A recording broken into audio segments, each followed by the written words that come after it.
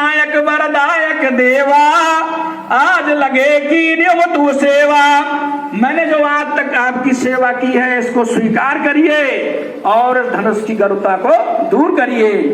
सकल सभा के मति भई भोरी, अब उन्हें किसी के ऊपर विश्वास नहीं रहा तो क्या कहती हैं, अब वो शंभु चाप गति तोरी। हे शंकर जी के धनुष, अब तुम्हारी ही गति पर मुझे भरोसा है। क्यों निज जड़ता लोगन पर डारी, अहो हरु रघुपति निहारी।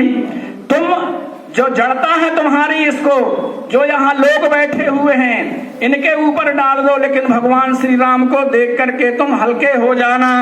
ऐसा माता सीता के मन में विचार आ रहा है, व्याकुलता हो रही है।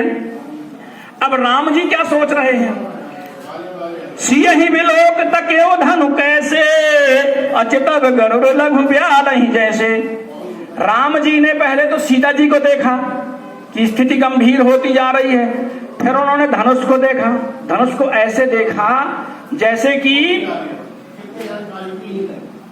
लघु ब्याल छोटे से सांप को देखते हैं कि ये तो बिल्कुल मिनटों में काम कर ही देगा गरुड़। तो ऐसी स्थिति देख करके उन्होंने और धनुष की ओर देखा। अब लक्ष्मण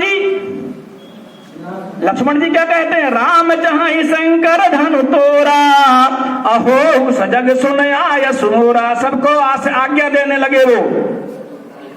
और नर नारी, मिथिलापुरी के लोग बाग क्या कहते हैं, मिथिलापुरी के लोग बाग कहते हैं, चाप समीप राम जरब आए, और नर नारायण सुर सुकृत मनाए। अपने अपने पुण्य सब दे रहे भगवान को, हमारे यदि पुण्य हो तो आज यही धनुष को तोड़ दें, ऐसी सबकी भावना है।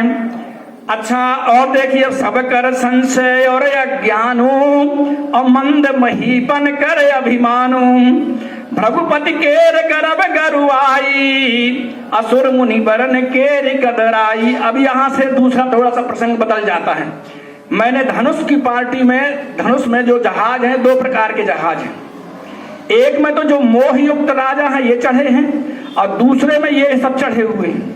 कौन चढ़े हुए हैं, सबकर संशय, जो सबके हृदय में संशय है, ये भी उसी धनुष रूपी जहाज में चढ़ा हुआ है। क्या पता टूटा कि नहीं टूटा। सबकर संशय और अज्ञानु, मंद महीपन करे अभिमानु। सबका संदेह, अज्ञान राजाओं का अभिमान, परशुराम जी का गर्व, देवताओं की कायरता, सीता जी की सोच, जनक का पछतावा, रानियों का दुख दावा, ये सब उसी जहाज रूपी धनुष पर एक साथ सवार है। इसमें फर्क ये है कि इनका अपना पक्ष है, क्योंकि इसी में प्रसंग आए तो शंभु चाप बड़ बोहित पाई, और चढ़े जाए सब संग बनाई। चढ़े जाए मतलब जहाज में ही चढ़े हुए हैं। कैसा जहाज है, राम बाहुबल सिंधु अपारू, और चाहत पार नहीं को कड़हारू। मतलब इतना बड़ा समुद्र है जिसमें ये जहाज, धनुष रूपी जहाज है, उससे पार तो जाना चाहते हैं, लेकिन उसको चलाने वाला कोई नहीं है, कोई खेने वाला नहीं है। तो पहले रूपी जो पहले जहाज में बैठने वाले हैं, ये सबकर संशय, मैंने बताया सबका संशय है। परशुराम जी का गर्व है, देवताओं की कायर लगी, वाद्यंत्र बज रहे हैं। अब ब्रह्मा एवं मुनियों की स्थिति देखिए। ब्रह्मादिक सुरम सिद्ध मुनीसा, और प्रभु प्रशंसा ही दे ही असीसा। ब्रह्मा और मुनियों की स्थिति यह है कि वो सब प्रशंसा कर रहे हैं, आशीष दे रहे हैं। अब किन्नरों की स्थिति देख लो भैया, किन्नर लोग भी वहां मौजूदगी है किन्नरों की।